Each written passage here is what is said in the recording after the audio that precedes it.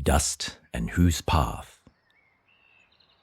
Walking down the path in the half-curled leaves of real gold and lampposts of burnt wood, it appeared. Rust-red fur, and I couldn't keep track of the jagged tail, but the two horns were easy to see at any moment. It spoke to me. Do you want to have all or have nothing? And which makes you feel the worst, while there is no such thing as best? Do you wish to be good or bad? I said, it isn't a wish, but I want to be good. As good as a psychedelic sunset, as good as milk is white, as fresh as raw wood before it's made into paper. The moon would vouch for me. I'd be so good, I said. Then it left a long shadow. The two horns were parallel lines on the path, which disappeared in both directions and now had turned to dust. I can only see this part of the path, I thought. Then what came to be from the unknowable ground but a creature composed of light, with skin that wasn't visible all at once. Rather, it pulsed in runaway patches. Its wings rustled in a self-made wind, sounding like the largest and oldest tree, containing no less than a colosseum of leaves, all humming. When we were face to face, I could feel the murmur of the leaves, and it hummed my body to sleep. But my mind was held awake by the light that flowed across the skin of this being who spoke, saying, "To be aloft is, to be green is, to be everywhere at once, that is, to dwell at the end and also where you are.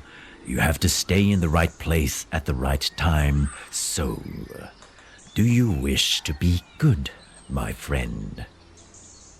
I said, "That sounds like good sustenance, like a good house, like a star that is there whenever you look for it. But I've never known a star like that, and I still want to be bad.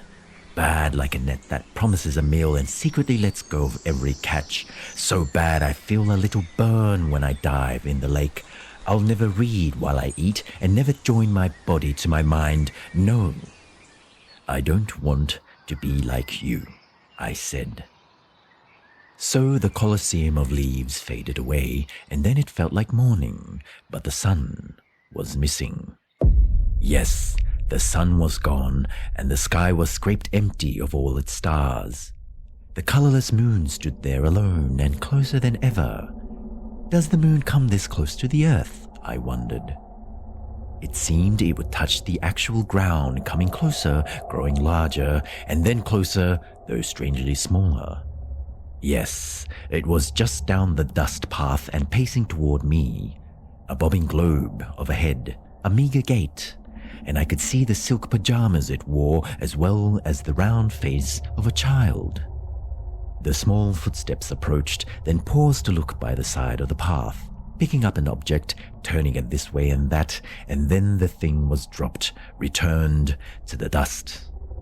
The little moon brushed its hand on its clothes, continued toward me. I found I'd been smiling at its curiosity and felt like calling out, though I waited.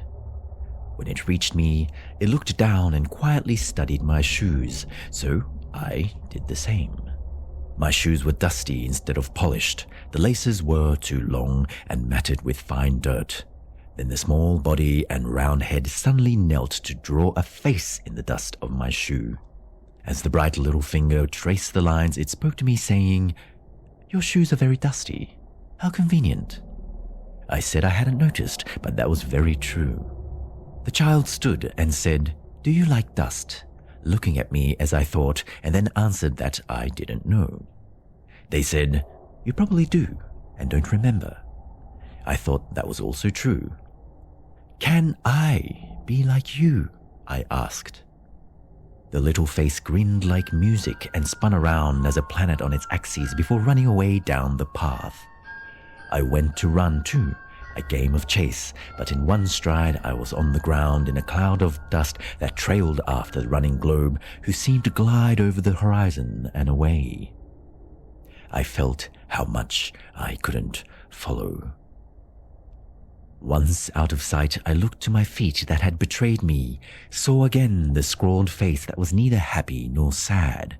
Also, the long laces that had been tied together by little fingers. I sat in the dust knowing that the path would always end out of sight, the same as the beginning. And then I began to work the knot in the laces, wondering if these shoes belonged to me, or my feet and fingers, or answers for that matter.